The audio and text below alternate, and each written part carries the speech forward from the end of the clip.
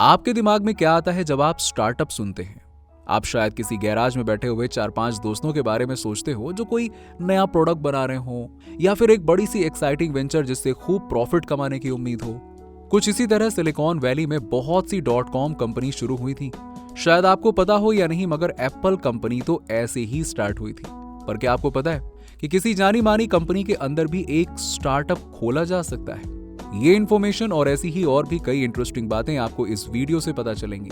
आज बिजनेस की दुनिया बदलती जा रही है, इसलिए इसको लेकर जो ट्रेडिशनल अप्रोच है ना, वो भी बदलना चाहिए। लीन स्टार्टअप यही है जो बिजनेस में एक मॉडर्न अप्रोच पेश करता है। कुछ ऐसे स्टार्टअप हैं जिनके बारे में अच्छी खासी प्लानिंग की गई, खूब सोच समझ कर और प्रोडक्शन कर उनकी मार्केटिंग स्ट्रैटेजी बनाई गई। उनके पीछे इंटेलिजेंट मेंबर्स की टीम भी मौजूद है। मगर इतना टाइम, पैसा और एफर्ट लगाने के बावजूद भी क्यों ये स्टार्टअप फेल हो जाते हैं? कहाँ कमी रह जाती है? क्या प्लानिंग ठीक नहीं होती है, या फिर ये लोग एग्जीक्यूशन ठीक से नहीं करते हैं? आप में से कई लोग ऐसे होंगे जो खुद का बिजनेस शुरू करना चाहते होंगे, या फिर आप एक ऐसे बिजनेसमैन हैं जो कोई नया वेंचर शुरू करना चाहते हैं। खैर, आप जो भी हो, ये किताब आपके काम आएगी। अगर आप भी जानना चाहते हैं कि कैसे स्टार्टअप से शुरू करके मल्टी मिलियन कंपनी खड़ी की जाए, तो आइए यहां से शुरू करते हैं। दोस्तों, आज की इस वीडियो में हम इस बारे में पूरी जानकारी देने वाले हैं। ऐसी ही जानकारी पाते रहने के लिए हमारे चैनल को सब्सक्राइब करके बेल आइकन जरूर दबा दीजिएगा। आइए बढ़ते हैं और बताते हैं शुरू से। बड़ा सोचें, लेकिन शुरुआत छोटे से करें। साल 2000 में शुरू में इस किताब के ऑथर एरिक राइस ने अपने कॉलेज के दोस्तों के साथ मिलकर एक स्टार्टअप शुरू किया था। उनका प्रोडक्ट था एक ऑनलाइन साइट जहां लोग अपना प्रोफाइल पोटेंशियल एम्प्लॉयर्स के सामने रख सकते थे। उनका ये आइडिया कमाल का था, टीम भी बहुत बढ़िया थी और उन्होंने लेटेस्ट टेक्नोलॉजी भी इस्तेमाल की थी। फिर भी उनका ये स्टार्टअप फेल हो गया। उनके साथ ही कितने ही और भी स्टार्टअप्स डूब गए जब .com कंपनीज का बबल फूटा। एरिक राइस सदमे में थे। उन्हें लगा कि जो कुछ भी उन्होंने सक्सेस स्टोरीज के बारे में मैगजीन्स में पढ़ा था, वो सब कुछ झूठ था। आप चाहे कितना भी हार्ड वर्क कर लो, कभी हार ना मानो, फिर भी हम फेल हो सकते हैं। कुछ सालों बाद एरिक ने सोचा कि शायद यहीं पर ज्यादातर स्टार्टअप्स डूब जाते हैं, क्योंकि बहुत से नए प्रोडक्ट्स चल नहीं पाते हैं। मगर अपने एक्सपीरियंस से एरिक को एक ऐसा गारंटेड प्रोसेस पता चला जिससे कोई भी स्टार्टअप फेल हो ही नहीं सकता। इसका एक सही तरीका है जिसे समझकर अगर फॉलो किया जाए तो सक्सेस अचीव की जा सकती है। 2004 में एरिक ने एक और स्टार्टअप को को-फाउंड किया। उनका नया प्रोडक्ट था एक ऑनलाइन प्लेटफॉर्म जहां मेंबर्स अपने नए अवतार के साथ अपने दोस्तों से कनेक्ट कर सकते थे। इस स्टार्टअप के बारे में जो एक्साइटिंग चीज थी वो ये कि इसमें कस्टमर सब कुछ क्रिएट कर सकते थे। कपड़े, एक्सेसरीज से लेकर अपने अवतार के लिए फर्नीचर भी, काफी सारी चीजें। हालांकि ये काम एरिक की टीम के लिए बड़ा चैलेंजिंग था। एक वर्चुअल वर्ल्ड बनाना, अवतार के लिए 3D टेक्नोलॉजी का इस्तेमाल करना, ये सब बहुत ज्यादा मेहनत का काम था। उन्हें इसमें पेमेंट और कस्टमर के लिए बाइंग फीचर डिवाइस भी क्रिएट करना था। एरिक की इस नई कंपनी का नाम IMVU था। अपने इस नए वेंचर के लिए उन्होंने अपने को-फाउंडर के साथ मिलकर एक एक्सपेरिमेंट किया और सब कुछ गलत तरीके से किया। उन्होंने प्रोडक्ट का अर्ली वर्जन निकाला जिसमें बहुत कमियां थी, इसे रिलीज कर लिया और हाथों हाथ कस्टमर्स को बेच दिया। वर्चुअल वर्ल्ड को परफेक्ट बनाने में इतनी मेहनत करने के बजाय उन्होंने कस्टमर्स को इसका फीडबैक सेंड करने की छूट दे दी। उनकी ये अप्रोच बिजनेस के ट्रेडिशनल तरीकों के हिसाब से एक बड़ी गलती मानी गई।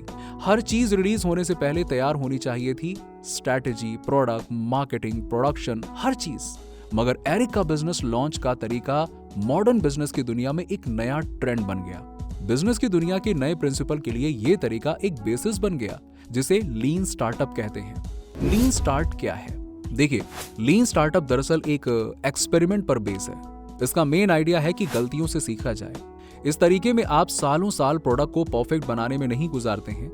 आपका प्रोडक्ट बिकेगा कि नहीं, या कस्टमर कैसा रिस्पॉन्ड देंगे, ये सोचने में बरसों नहीं लगा देते हैं। लीन स्टार्टअप मेथड इस्तेमाल करके कम अमाउंट में भी आप प्रोडक्ट का अर्ली वर्जन निकाल सकते हैं, फिर आगे जरूरत के हिसाब से इसमें चेंजेस ला सकते हैं। ये आइडिया है कि इनोवेशन चलती रहे, जिससे नया प्रोडक्ट वेस्ट ना हो और मार्केट से बाहर ना हो जाए। सच कहे तो आज लीन स्टार्टअप ग्लोबल मूवमेंट बन चुका है। दुनिया भर की कई ऑर्गेनाइजेशंस ने इसे अडॉप्ट कर लिया है। इसने बिजनेस की दुनिया में एक नया दौर पैदा कर दिया है। इसे ना सिर्फ नई कंपनियों ने बल्कि कई सारे जाने माने एलीट बिजनेसमैन और फॉर्च्यून 500 ने भी अप्लाई किया है। मजेदार बात यह है कि एरिक रीस की कंपनी IMVU ने इसे 2011 में पूरे $50 मिलियन कमाए। क्या है लीन स्टार्टअप के प्रिंसिपल्स? लीन स्टार्टअप मेथड में 5 इंपॉर्टेंट आइडियाज हैं। नंबर 1, एक स्टार्टअप में आप पहले से कुछ भी प्रेडिक्ट नहीं कर पाते। अब देखिए, ये जरूरी नहीं है कि कोई भी नया बिजनेस आप गैराज से ही शुरू करें, वो तो एक कहानी है, ठीक है। इस बात से कोई फर्क नहीं पड़ता कि आप कहां से शुरू करते हैं।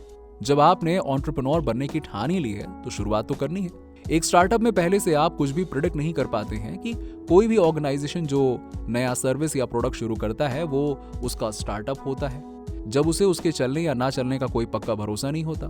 लीन स्टार्टअप हर इंडस्ट्री, हर सेक्टर और साइज की कंपनी पर अप्लाई हो सकता है। नंबर 2, दूसरे नंबर पर मैनेजमेंट आता है। जब आप स्टार्टअप की बात करते हैं तो इसका मतलब सिर्फ प्रोडक्ट से नहीं है, उस प्रोडक्ट को बनाने वाले लोग भी स्टार्टअप में शामिल होते हैं और उन लोगों या इंस्टीट्यूट को एक सोशल तरीके से मैनेज करने की जरूरत पड़ती है, क्योंकि वो उस स्टार्टअप के बारे में बेहद अनसर्टेन है। नंबर तीसरा है वैलिडेट लर्निंग, जिसका मतलब है ऐसे एक्सपेरिमेंट जो बिजनेस में किए जाते हैं, ये जानने के लिए कि उन एक्सपेरिमेंट का नतीजा बिजनेस के ऊपर कैसा पड़ेगा। ये उसी तरह है जैसे कोई साइंटिफिक हाइपोथेसिस होती है, और ये एक तरह से जरूरी भी है, क्योंकि बिजनेस लंबा टिके यही स्टार्टअप का गोल होता है, और सिर्फ कुछ टाइम के लिए प्रॉफिट कमाना नहीं है। नंबर 4, चौथे नंबर पे है बिल्ड, मेजर, लर्न। किसी भी स्टार्टअप में प्राइमरी टास्क होता है आइडियाज से नए प्रोडक्ट बनाना, कस्टमर का फीडबैक मेजर करना और उस फीडबैक से सीखना कि ये चीजें आगे चलेंगी कि नहीं। यानी to pivot are preserve. Pivot से मतलब होता है मुड़े और कोई दूसरा तरीका सोचें, और प्रिजर्व का मतलब होता है अपने आइडिया को लेकर आगे बढ़ें और चलते रहें। अगर फीडबैक अच्छा नहीं मिलता तो आपको कोई दूसरा रास्ता लेना पड़ेगा, और अगर फीडबैक अच्छा मिलता है तो फिर आगे चलते रहिए, सिंपल। नंबर 5 पे है प्रोग्रेस। आपका स्टार्टअप को बिल्ड, मेजर, लर्न साइकिल के हिसाब से चलने की आदत होनी चाहिए। फीडबैक मिलते ही इसे अपनी कमियों पर काम कर लेना चाहिए। एक सस्टेनेबल बिजनेस अचीव करने के लिए अपने किस प्रोसेस पर आगे बढ़ना है या करना है, ये स्टार्टअप को पता होना चाहिए। दोस्तों, आपके क्या विचार हैं इस वीडियो के बारे में, हमें कमेंट सेक्शन में कमेंट करके जरूर बताइए। अगर वीडियो अच्छा लगा हो तो लाइक करने के साथ ही साथ अपने दोस्तों और रिश्तेदारों के साथ में जरूर शेयर करें, और ऐसी ही जानकारी पाने के लिए हमारे चैनल को सब्सक्राइब करके बेल आइकन जरूर दबा दीजिएगा।